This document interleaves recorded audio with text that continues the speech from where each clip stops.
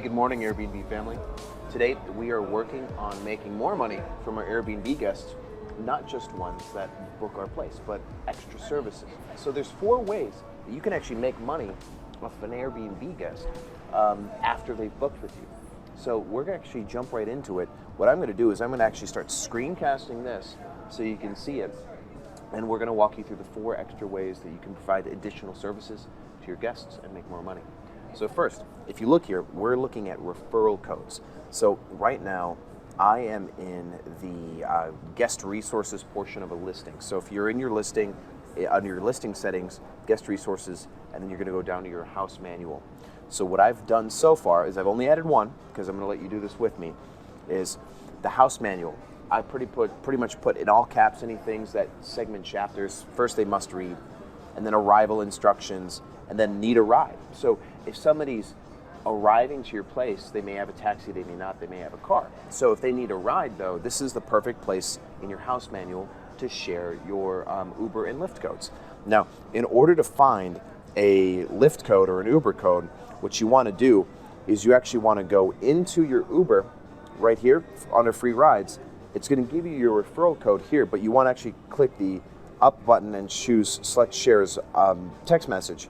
Now here is your code, and we're going to write it right here. The same thing for Lyft. You're going to go under the free ride section. It's going to want to share your, it's going to want to contact all your friends. Don't allow it. But you're going to choose to send your code via text message, and that text message is what allows you to get it. So you write the uber.com/invite / and then your referral code. Now there are other services that you can promote too. So the one section on referral codes does not simply stop at Uber and Lyft. In Houston, we have something called Favor that you can have anything delivered. So we're going to add that in here too. And there's other, of course, on-demand services that you can use. So number 2, aside from sharing referral codes like this, where you get like affiliate commissions on it, you can actually become a service provider. So you might already be a massage therapist, or you might actually be an Uber driver, for example. So there are other on-demand services like Soothe or dog walking, dog sitting apps that you could be a service provider on if you want to do the extra work. Of course, you could just share the affiliate codes, but if you're providing the service, you're going to make way more money. Now think about other ways that you could be a service provider too. You might actually do like tours. There are tourist-heavy areas that you might be a host in. Become a tour guide, like a brewery tour guide. That'd be really fun. Third, actually, let's extend the service provider one. You can get on Turo and put your car on Turo for rent. So when somebody rents their home from you, you can put your Turo link in the house manual. If they like need a ride, be like, rent a car from Turo. Here's my car link, and that'll make you more money that way too. So number 3 is you can have a shop in your home. So this is something that I haven't done yet, but I know other hosts who do this, and here's kind of how a best practice for setting up your own shop.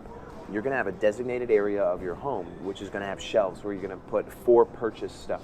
Might be bottles of wine, might be toothpaste or mouthwash or something that you don't normally give, right?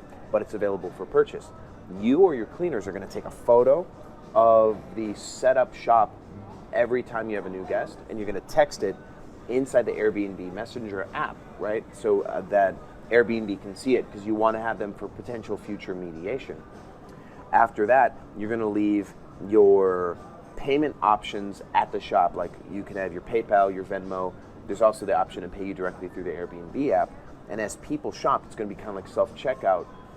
You're going to trust them to pay you for the stuff that they grab. Now, to keep honest people honest, at the end of their stay, you're going to go in and you're going to check to make sure everything that's missing was paid for. If not, take another photo of the new circumstance of your shop, which is with missing items, and post it on Airbnb again and say, hey, you use this, and this, which were for purchase as you agreed, and we need you to pay for those. And then if you have to use Airbnb to mediate, they'll help you recover your cost for those things. And that's how you would use a shop. So that's actually, I think, a great way to make money, but I've never done it. So if any of you have, I would love to see your experiences with setting up a shop. I think this is cool. Now, one thing that I do a lot of is I do refrigeration stocking or concierge services, like errand running. So my cleaners will run errands or go personal shopping. And what we'll do is we'll just charge you like a margin on the groceries. So I advertise in my house manuals, if you want anything purchased prior to your stay, just message us with your grocery list and we'll make it happen. And then what we'll do is that day of, the cleaner will bring the groceries in and stock the fridge, and then we'll charge like an extra 40 or 50% above the receipt price, kind of like how room service works at a hotel. Now you could do daily room service too, it just seems a little bit more operations intensive, and I don't know if it would be profitable enough unless you have like 20 rooms in the same building, which would be cool. So personal shopping, advertise it in your house manual, and then just charge a margin on it, and you of course have to work with your cleaners or yourself day of, go purchase that stuff and stock the fridge. So now these are 4 extra ways that you can make extra money from your Airbnb guests, and this could lead to a couple extra $1,000 in your pocket. So I hope you enjoyed it. Thanks for watching Airbnb Automated. I'll see you on the other side.